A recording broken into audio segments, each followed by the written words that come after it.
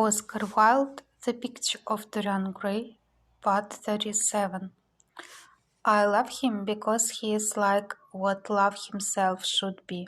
But what does he see in me? I am not worthy of him. And yet, why I cannot tell, though I feel so much beneath him.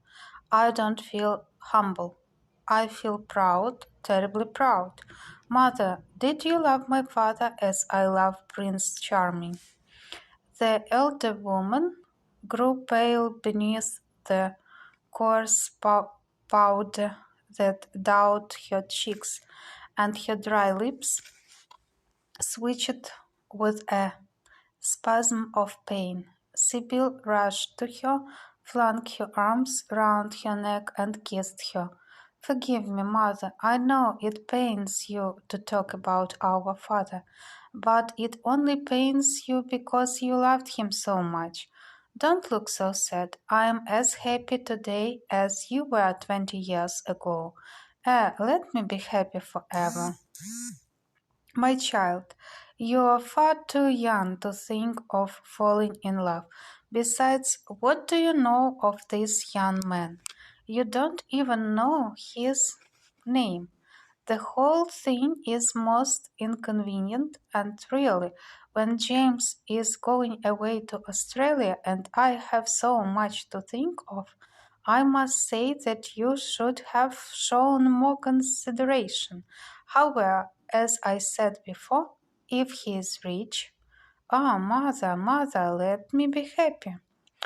Mrs. Vane glanced at her, and with one of those false theatrical gestures that so often become a mode of second nature to a stage player, clasped her in her arms. At this moment the door opened, and a young lad with rough brown hair came into the room. He was thick, set of figure, and his hands and feet were large and somewhat clumsy in movement.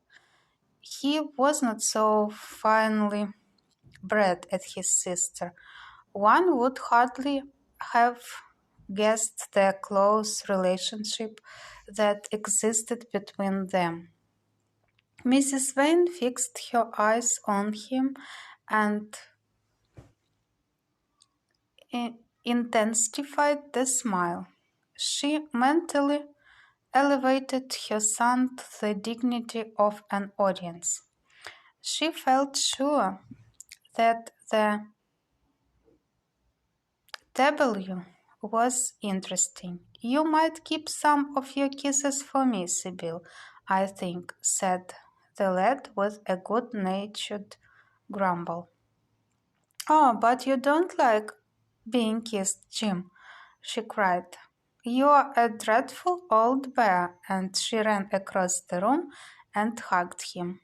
James Vane looked into his sister's face with tenderness. "I want you to come out with me for a walk, Sibyl. I don't suppose I shall ever see this horrid London again. I'm sure I don't want to."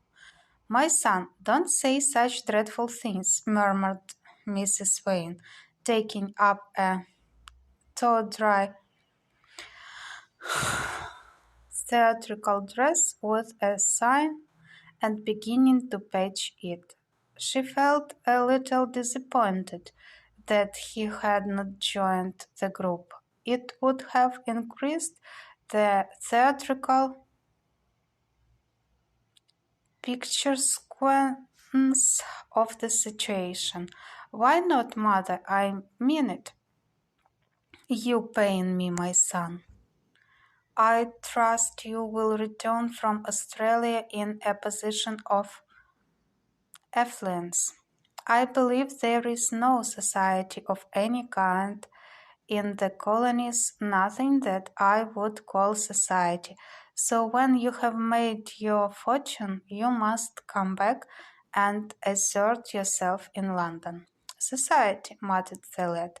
"I don't want to know anything about that. I should like to make some money to take you and Sibyl off the stage. I hate it.